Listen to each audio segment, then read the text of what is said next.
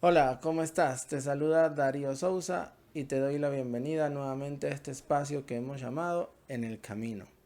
La pregunta de hoy es, ¿qué significa ser un discípulo de Jesús? ¿Cuáles son algunas de las cualidades que tienen estas personas? Así que sin más, comencemos.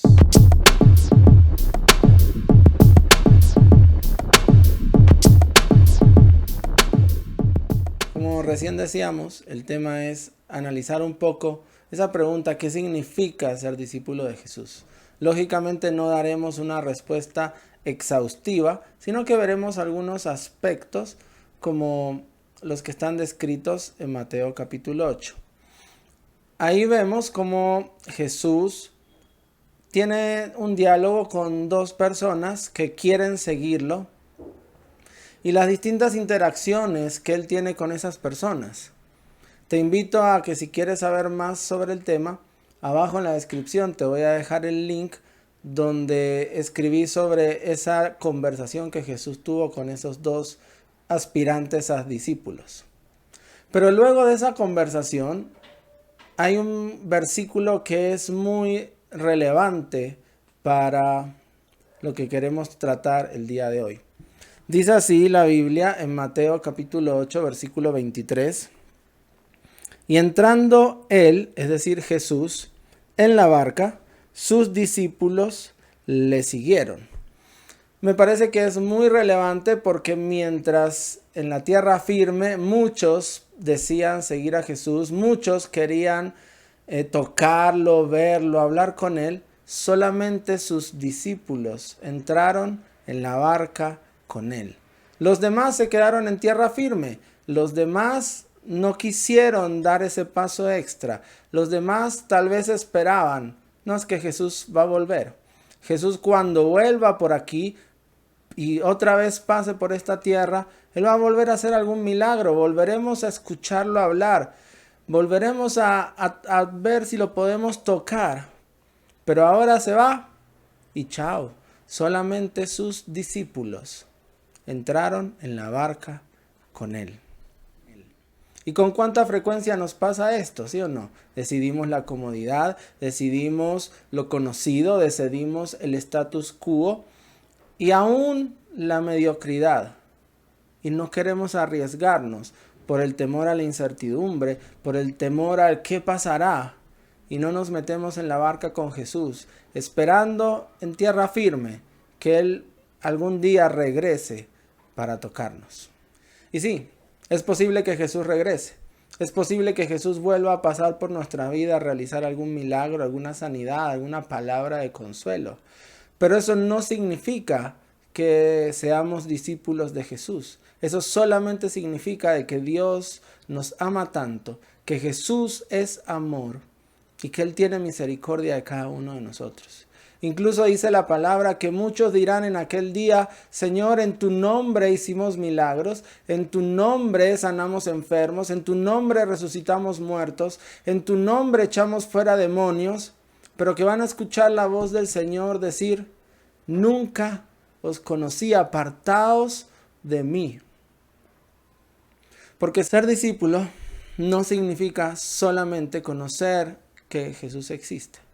Los milagros, las sanidades, las señales no son indicadores de ser discípulo. Seguir a Jesús sí lo es. Por eso te invito a que dejes tierra firme, dejes lo conocido, dejes la seguridad y entres en la barca. Ven, vamos a mar abierto y miremos lo que sucedió ahí. En Mateo 8:24 leemos lo que sucedió con Jesús y sus discípulos, que se entraron en la barca y se fueron hacia el mar. Leemos en la palabra que dice: y he aquí que se levantó en el mar una tempestad tan grande que las olas cubrían la barca, pero él dormía. Y sí, a veces en nuestro caminar, en nuestro seguir a Jesús, como parte de nuestra formación como discípulos, tenemos que afrontar tormentas, tormentas tan grandes que parecen que quieren inundar y ahogarnos, que quieren impedirnos llegar hasta el destino al cual debemos ir. ¿Y qué hace Dios en todo esto? Parece que Él está durmiendo, parece que Él está indiferente, parece que a Él no le importan nuestros problemas. Pero te pregunto, ¿será que a Dios no le importa? ¿Por qué razón Jesús estaba tan tranquilo mientras las olas intentaban cubrir esa barca? Veamos lo que sigue diciendo el versículo 25. Dice: y vinieron sus discípulos y le despertaron diciendo: Señor, sálvanos, que perecemos. Claro, esa es nuestra reacción inicial, esa es nuestra reacción común. Acudimos a Dios como diciéndole: Señor, mira la situación en la que estamos. ¿Cómo no te da cuidado que las olas estén tratando de matarnos? Que estemos a punto de perder nuestra vida. ¿Cómo no te da cuidado? Señor, ayúdanos, sálvanos. En el versículo 26 encontramos la respuesta que Jesús le da a sus discípulos. Dice, Él les dijo: ¿por qué teméis, hombres de poca fe? Entonces ahora sí podemos responder la pregunta que nos hacíamos hace un momento. ¿Por qué Jesús estaba durmiendo en medio de esa tempestad? Es que Él tenía fe. Él sabía y conocía cuál era el propósito que Dios tenía para su vida. Él estaba seguro que Él no iba a morir en esa tempestad, que esa tempestad, que ese problema, que esa circunstancia no iba a poder acabar con su vida, porque no era un agua, no era una tormenta, no era una ola gigante la que determinaba si Jesús vivía o moría. Era la voluntad de Dios. Y Él sabía que la voluntad de Dios es que Él todavía siguiera viviendo, porque había mucho todavía por hacer, y que su propósito era morir por vos y por mí en la cruz del Calvario. Entonces Él estaba confiado, Él estaba tranquilo de que nada podía obstruir la voluntad de Dios para su vida. Creo que de aquí podemos sacar varias lecciones. La primera es que no sirve de nada vivir con miedos. El miedo nos paraliza, el miedo nos hace que tengamos mayor inseguridad hacia el futuro. El miedo es uno de nuestros mayores enemigos para cumplir con el propósito de Dios. En segundo lugar, entonces, ¿cómo debo vivir? Debo vivir con fe en la palabra de Dios, con fe en Dios, creyendo, teniendo la certeza de que Dios está conmigo. Así las olas sean grandes, mi Dios es aún más grande. ¿Y cómo hago todo esto? Pues debo conocer cuál es la voluntad de Dios para mi vida.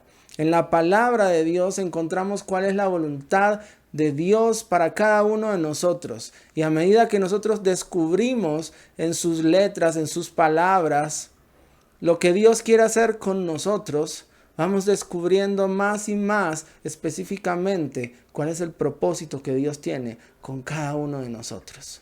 Y una última pregunta antes de terminar. ¿Por qué razón los discípulos de Jesús tuvieron que atravesar esa tormenta? ¿Será que de ahí podemos aprender alguna lección extra, aparte de la que venimos compartiendo? Veamos cómo continúa este versículo. Dice: entonces, levantándose Jesús, reprendió a los vientos y al mar, y se hizo grande bonanza. Y los hombres se maravillaron diciendo: ¿qué hombre es este que aún los vientos y el mar le obedecen?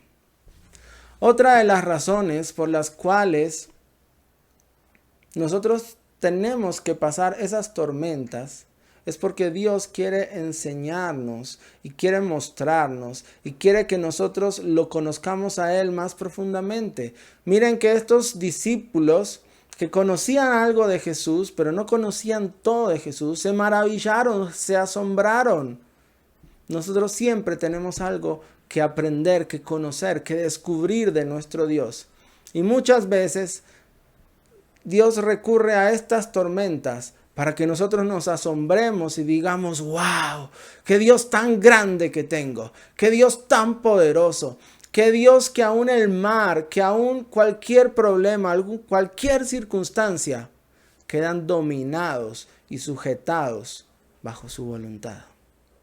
Así que tengo una última palabra para decirte antes de despedirme. No te quedes en la monotonía, no te quedes en lo seguro, no te quedes en tierra firme. Atrévete a subir a la barca y seguir a Jesús.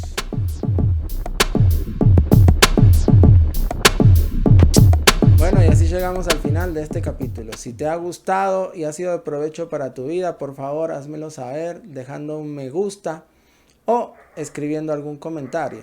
También si quieres estar informado de cuándo iremos sacando nuevos videos, puedes seguir mi canal en YouTube o unirte a nuestra comunidad en Telegram, que abajo en la descripción estará el link.